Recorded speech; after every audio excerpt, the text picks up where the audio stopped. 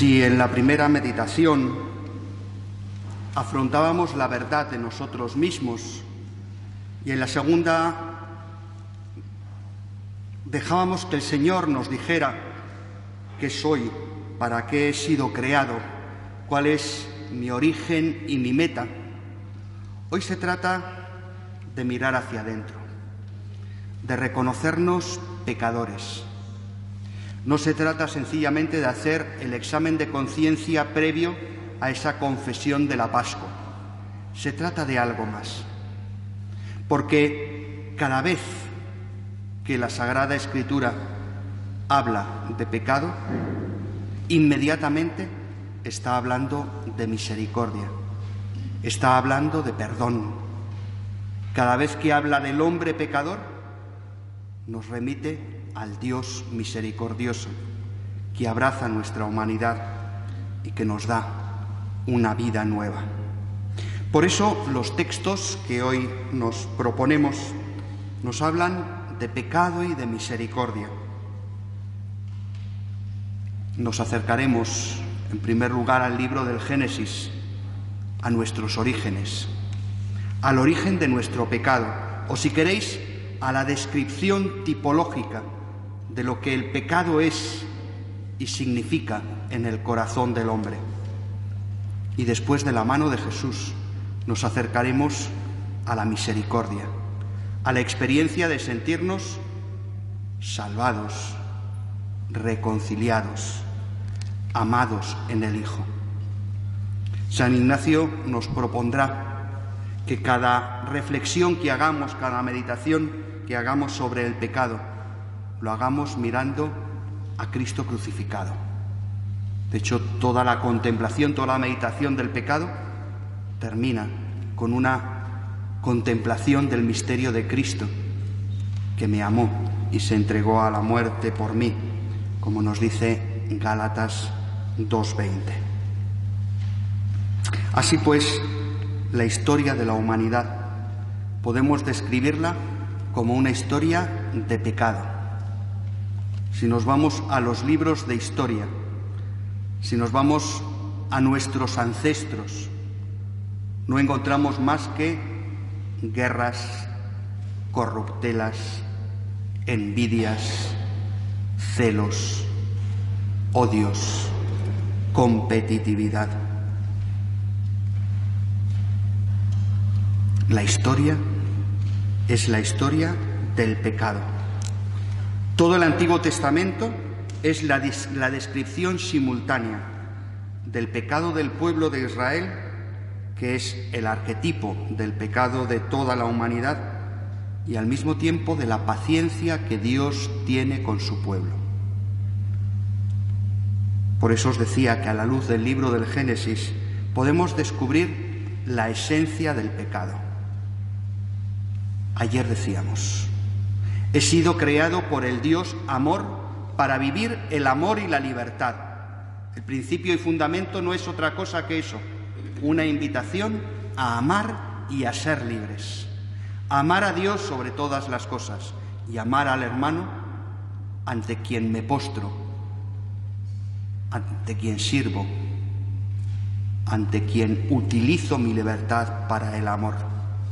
Por tanto, la experiencia del pecado es la experiencia de utilizar mi libertad no para el amor, sino para el desamor, para el egoísmo, para el odio. Es romper la ruptura de la comunión con Dios, de la comunión con mis hermanos y de la comunión con ese fin para el que he sido creado, en definitiva, la comunión conmigo mismo. Si yo me entiendo a mí mismo como alguien creado por Dios para el servicio y la alabanza, el pecado será romper con lo que yo soy para intentar ser otra cosa que nunca podré ser. Desde ahí es desde donde os propongo orar con los textos que tenéis, los que tenéis hoja fotocopiada. Voy a evocarlos para que lo tengamos o no, podamos recordarlos. El primer relato es el pecado de Adán. El pecado de Adán es el que manifiesta la ruptura de la primera comunión, la comunión con Dios. Si yo he sido creado para estar en comunión con Dios, mi pecado original será la ruptura de esa amistad, de esa comunión con Dios. La serpiente era la más astuta de las bestias del campo y dijo a la mujer: ¿con que Dios os ha dicho que no comáis ningún árbol del jardín? Podemos comer todos los frutos, pero el fruto del árbol que está en el centro del jardín, ese es el que no podemos comer. Es el que nos ha dicho Dios: no lo comáis o moriréis. Y la tentación, es decir, Dios miente, Dios te manipula, rompe la amistad con Dios porque Dios te está utilizando. ¿Cómo? ¿Que si comes del fruto de ese árbol morirás? No, lo que quiere Dios es dominaros, lo que quiere Dios es someteros. Fijaos que todas las filosofías de la muerte de Dios, las filosofías de los siglos XIX, XX, lo que nos dicen en definitiva es eso. La idea de Dios es una idea que rompe al hombre, que le somete, que le sojuzga, que le aliena, que le impide ser él mismo, que rompe su autonomía. Y a la mujer le apeteció comer de ese árbol, y le dio a Adán, y ambos comieron del fruto del árbol. Y fijaos qué preciosidad, son los versículos inmediatamente anteriores al versículo con el que empezábamos la primera charla, ese ¿dónde estás? Cuando oyeron la voz del Señor Dios que paseaba por el jardín a la hora de la brisa, Adán y su mujer se escondieron de la vista del Señor Dios entre los árboles del jardín. Fijaos qué bonito. El estado de gracia, el no pecar, el no romper la comunión con Dios, es lo que me permite poder pasear con Dios por el jardín a la hora de la brisa. Con qué delicadeza lo dice el libro del Génesis. ¿Cuál es la hora de la brisa? La brisa siempre tiene una relación con el Espíritu. Dios crea mediante un soplo la vida, y cuando queremos encontrarnos con Dios, buscamos la brisa. Recordad al profeta Elías, que cuando está buscando la presencia de Dios, la busca en la tormenta, en el huracán, en el fuego, en el volcán, y no la encuentra. Dice, y entonces pasó una suave brisa, y ahí estaba el Señor. La gracia es la que nos permite pasear con Dios por el jardín a la hora de la brisa, a la hora del Espíritu, a la hora de la presencia de Dios en nuestra vida. Pero ellos ya no podían pasear y salieron corriendo a esconderse, avergonzados porque estaban desnudos. Podemos pensar cuáles son nuestras rupturas de la comunión con Dios. Por tanto, ¿qué es lo que nos hace escondernos de Dios, huir de Dios, como decíamos de la samaritana? Prescindir de Dios en nuestra vida, privarnos de ese paseo por el jardín a la hora de la brisa. Si el hombre es creado para el amor y la libertad, el pecado consiste en usar la libertad para romper el amor, para estropear la hora de la brisa. El segundo relato que os propongo saborear esta tarde es el pecado de Caín. Si el pecado de Adán es la ruptura de la amistad con Dios, el pecado de Caín es la ruptura de la comunión, de la amistad con el hermano.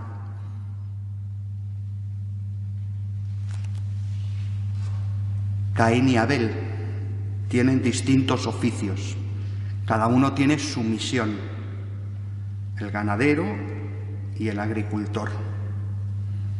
El Señor, nos dice el libro del Génesis capítulo 4, se fijó en Abel y en su ofrenda, pero no se fijó en Caín y en su ofrenda. Y Caín se enfureció y andaba abatido. El Señor dijo a Caín: ¿por qué te enfureces y andas abatido? ¿No estarías animado si obraras bien? El pecado no es el momento en que uno mata al otro. El pecado viene de antes, cuando algo nos va corrompiendo por dentro y vamos dejando que la amistad con el otro se vea ensombrecida por la envidia, por los celos, por la competitividad. Fijaos que ahora está de moda en las empresas, en el mundo de los negocios, fomentar la competitividad. Y eso es lo más contrario a la palabra de Dios. No se trata de competir, sino de compartir. Es decir, de aunar esfuerzos para llegar a un objetivo común. Si los grandes economistas se dieran cuenta de que en vez de estar dándonos codazos y poniéndonos zancadillas, nos preocupáramos de compartir nuestros talentos, nuestras capacidades, para llegar juntos a buen puerto, se solucionarían los problemas. Mientras competimos, siempre hay muertos en la carretera.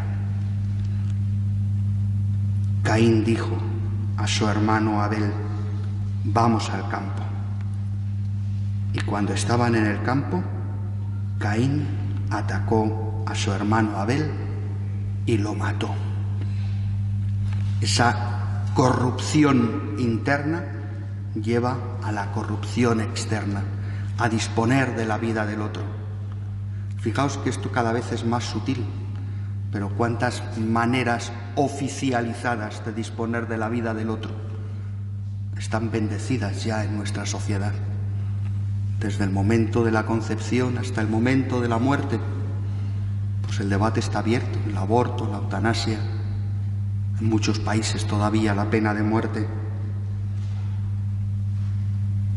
¿Dónde está tu hermano? No sé. ¿Acaso soy yo el guardián de mi hermano?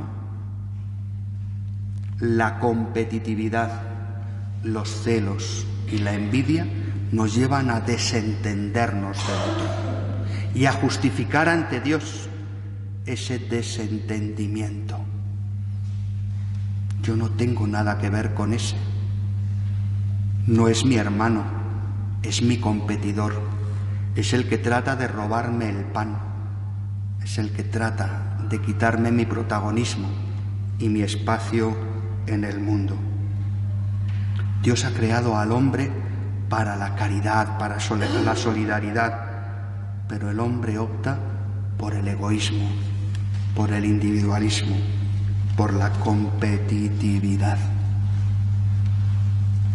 El tercer pecado, en el capítulo 11 del libro del Génesis, es el pecado de Babel. Es, si queréis, la conjunción de los dos: la competitividad y el poner nuestras potencialidades al servicio de un proyecto contrario a los planes de Dios. Es romper no solo la comunión con Dios y la comunión con mi hermano, es romper la comunión con el plan que Dios tiene establecido para mí y, en definitiva, romper la comunión conmigo mismo. Vamos a construir una ciudad y una torre que alcance el cielo para hacernos un nombre, es decir, para que los otros digan: qué grandes son estos. No sea que nos dispersemos por la superficie de la tierra y se acabe nuestra fama. Intentar subir al cielo y empeñarnos en hacer lo que Dios no quiere que hagamos y de ser lo que Dios no quiere que seamos, es lo que produce la dispersión de lenguas. Cuando escuchamos a Dios, cuando buscamos su voluntad y tratamos humildemente de ponerla en práctica, hablamos la misma lengua, nos entendemos entre nosotros. Cuando violentamos los planes de Dios y competimos para ver quién llega más lejos, empezamos a utilizar lenguas distintas. Rompemos la dinámica del lenguaje del amor. Fijaos que será necesario que el Espíritu Santo acontezca en el pueblo de Dios para que la dispersión de lenguas quede anulada mediante el misterio de Pentecostés. En Babel, los hombres tratan de subir a Dios y la consecuencia es que cada uno habla una lengua distinta. En Pentecostés, los hombres se unen para dejar a Dios que baje y les inunde con su gracia. Y la consecuencia es que todos entienden a Pedro, todos entienden el mismo lenguaje, porque es el soplo del Espíritu, la lengua del Espíritu. Una vez más, la hora de la brisa que ha llegado a la Iglesia para que podamos entendernos y ajustar nuestra vida al plan que Dios nos tiene destinado. Podemos dedicar, pues, un rato a contemplar cómo nuestro pecado es siempre uno de estos tres, o la conjunción de varios de ellos. Nuestra ofensa y nuestra ruptura de la comunión con Dios, nuestra ofensa y nuestra ruptura de la comunión con el hermano, y nuestra ofensa y la ruptura de los planes que Dios tiene para con nosotros y, por tanto, de la comunión conmigo mismo. Pero no debemos olvidar que donde abundó el pecado, sobreabundó la gracia. Romanos 5:20. Cuanto más pecadores somos, más paciencia y más misericordia tiene Dios para con nosotros. Y por eso os propongo un texto del Nuevo Testamento para saborear la misericordia de Dios. Jesús sube a Jerusalén a celebrar una fiesta de los judíos. Y nos dice San Juan: hay en Jerusalén, junto a la puerta de las ovejas, una piscina que llaman en hebreo Betesda. Fijaos qué curioso. Bet en hebreo significa casa. Gesed en hebreo significa misericordia. El lugar donde Jesús va a hacer el milagro se llama la casa de la misericordia. En definitiva, toda iglesia se va a convertir en casa de misericordia, porque es donde Jesús nos está esperando para obrar el milagro. Esta piscina, llamada en hebreo Betesda, tiene 5 soportales. Allí estaban echados muchos enfermos, ciegos, cojos, paralíticos, porque un ángel del Señor descendía de vez en cuando al estanque y agitaba el agua. Y el primero que descendía al estanque después del movimiento del agua quedaba curado de cualquier enfermedad que tuviera. Este versículo del ángel, en algunas traducciones de la Biblia, las más modernas y las más depuradamente críticas, lo han omitido, porque parece una corruptela de los copistas que fueron haciendo las copias de la Escritura, que hay un cierto, pues como una confianza un tanto extraña en elementos sobrenaturales y ajenos a la voluntad de Dios. Es decir, nosotros no creemos en milagros, que tengamos que estar echando carreras para meternos en un estanque porque baja un ángel y mueve las aguas. Parece que es un versículo, dicen, espúreo al Nuevo Testamento. Pero sea como sea, lo cierto es que Jesús va a ese lugar, donde la gente creía que allí pasaba algo. y se acerca a un paralítico que llevaba 38 años enfermo. Jesús, al verlo echado y sabiendo que ya llevaba mucho tiempo, le dice: ¿quieres quedar sano? Pregunta de perogrullo. Es decir, si yo estoy al borde de un estanco donde dicen que el primero que se tire se cura, y llevo 38 años esperando, la primera pregunta que me hacen es: ¿quieres quedar sano? Y le hago una pedorreta, pero señor, ¿qué me estás diciendo? ¿Cómo que si quiero quedar sano? Naturalmente que sí. Pues si la pregunta es rara, la respuesta más. El enfermo le contestó: Señor, no tengo a nadie que me meta en la piscina cuando se remueve el agua. Para cuando llego yo, otro se me ha adelantado. ¿A qué esto nos pasa cuando vamos a la oración?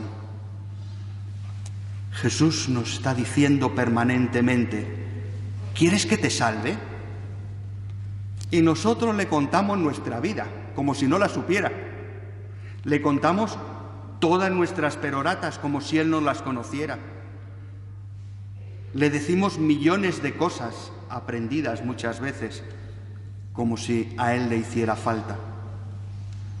Y cuando nos hace la pregunta vital: ¿quieres que te salve? ¿Quieres que te cure?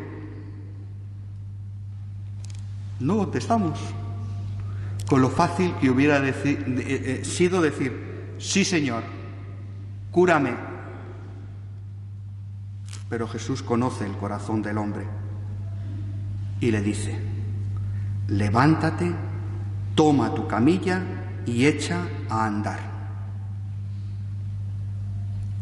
Y al momento, aquel hombre quedó sano, tomó su camilla y echó a andar. 38 años en una camilla. El Señor me libra de la enfermedad. ¿Y yo qué hago con la camilla? Pegarle una patada y ponerla en órbita. Ya no me hace falta. ¿Para qué quiero una camilla? No, pero es que el Señor me ha dicho que tome mi camilla y me la lleve.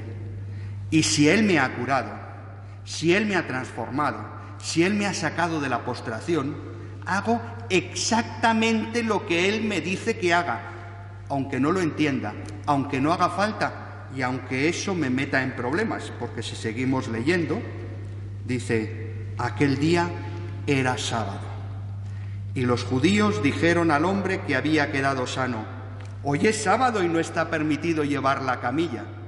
No le podía haber curado el Señor un miércoles si estaba todo solucionado. No, en sábado. Y en sábado está prohibido llevar la camilla. Y Él les contestó: el que me ha curado es quien me ha dicho: toma tu camilla y echa a andar. Ya no tengo más ley que Cristo, porque Él es el que me ha curado. Y por tanto, me digáis lo que me digáis, hago lo que Él me dice que haga, porque Él es el Señor de mi vida. Esa es la experiencia. Quien ha vivido la experiencia de la misericordia, quien se ha visto transformado por Cristo, ya no tiene otra ley que Cristo. Es la experiencia de San Pablo, aquel que era fiel cumplidor de la ley del Antiguo Testamento. Al final dice: ya no necesito nada, porque lo tengo todo en Cristo. Es Cristo quien vive en mí, por tanto, la ley ya no me obliga. Lo único que me obliga es el seguimiento de Cristo. ¿Por qué le curaría el sábado? A menudo en el Evangelio nos encontramos que Jesús se mete en problemas y mete en problemas a los demás por hacer estas cosas en sábado.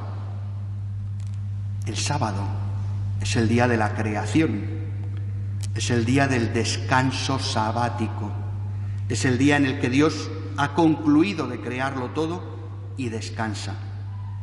Por tanto, el sábado es el día en el que el pueblo de Israel se identifica, celebra, venera al Dios creador. Lo que Cristo nos viene a decir es que Él nos trae la nueva creación.